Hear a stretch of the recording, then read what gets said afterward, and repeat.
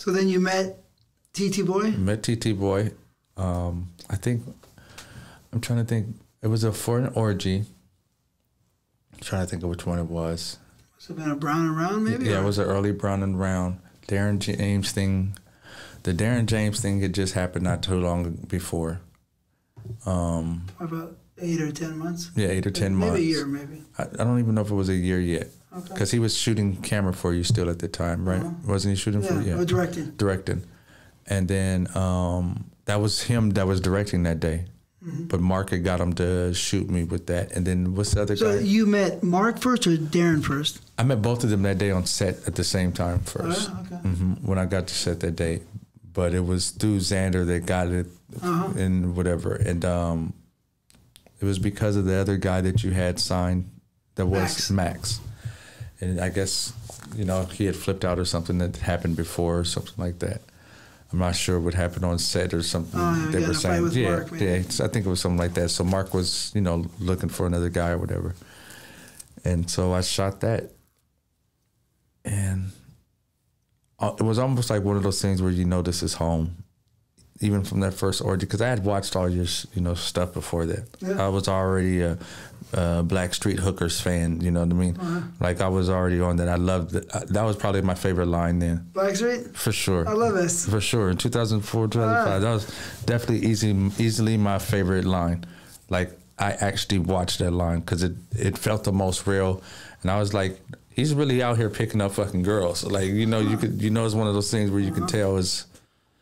And then you just kept going with that shit. Yeah. Oh, yeah. That was my first series, 96. Yeah.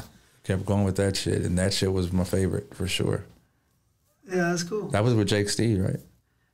Well, I mean, he was in it, a lot of them. Yeah, that's what I'm saying. He was in a lot of them. Yeah. Yeah, for sure. Yeah, I mean, we were good friends. But yeah, so you got to Evasive Angles, and I told... Well, you know, I know the psychology of being a performer, the pressure. So I know I said something to everybody, you know. Don't put no pressure. I think Darren told me that you weren't happy at West Coast or something. At all. That the people they don't know how to treat a performer. Right.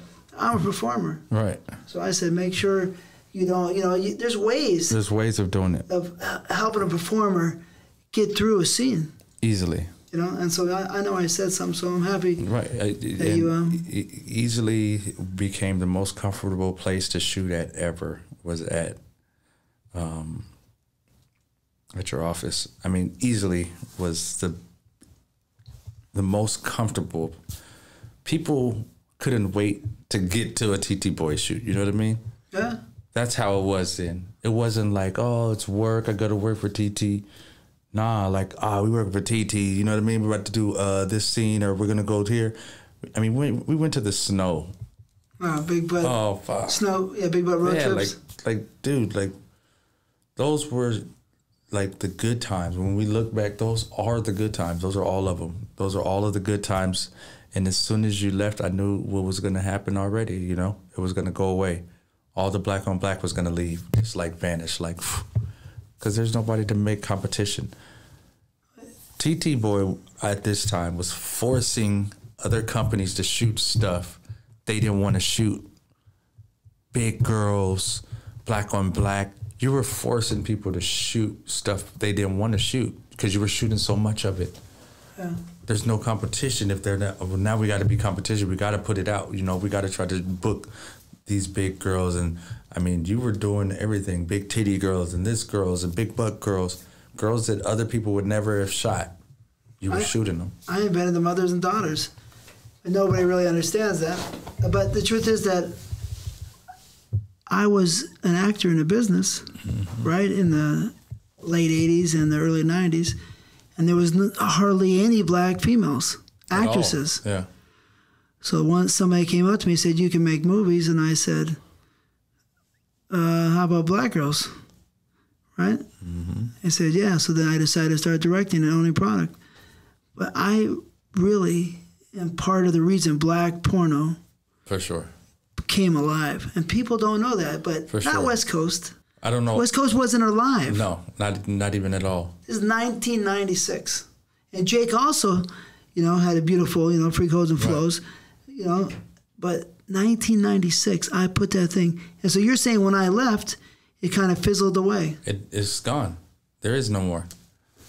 I mean, there's the private ones. There's people that are shooting their websites, their own little websites. But as far as companies, I haven't shot one-on-one with a black girl in at least 2 years. At least 2 years.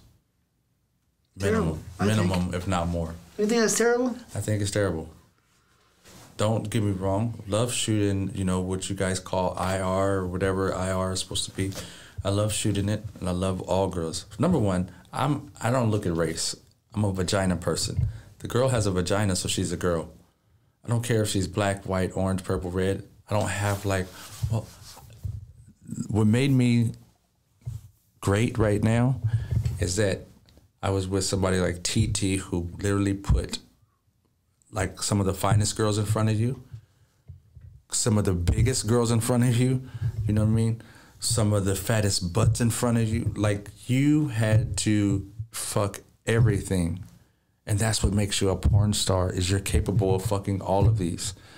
Not that you get the prettiest girl in the world right now on Instagram and this is who you get to fuck and no wonder why you feel like it's going to be a great scene. Like, you know, that's so easy. Sometimes I think, well, no, really, truly, sometimes I think I've had more fun with the medium level girls. Easily. You know, because sometimes the pretty girls, you don't always connect with them. No. They got something wrong with their heads. There's something wrong with their heads, or they're so overgone with their name, and there's, especially now with all the followers. Like, oh, how many followers do you got? Like, that's one of those things that I guess is now like so important. I didn't grow up in a followers time, so I don't, you know, that's not my nature of life is, you know, oh, you have 125,000 followers, you're almost a million. Like, that's these girls. And so sometimes they get so caught up in this, who they think everybody else thinks are. I'm so beautiful because all these guys wake up and tell me I'm beautiful.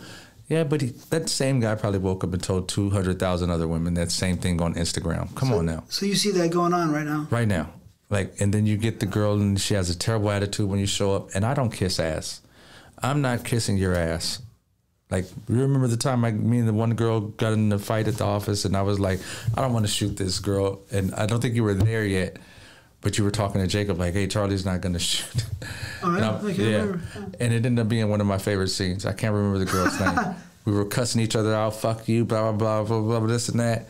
It ended up being one of my favorite scenes because I fucked the shit out of her. She came, I came, and without, you know, jacking off, it was great.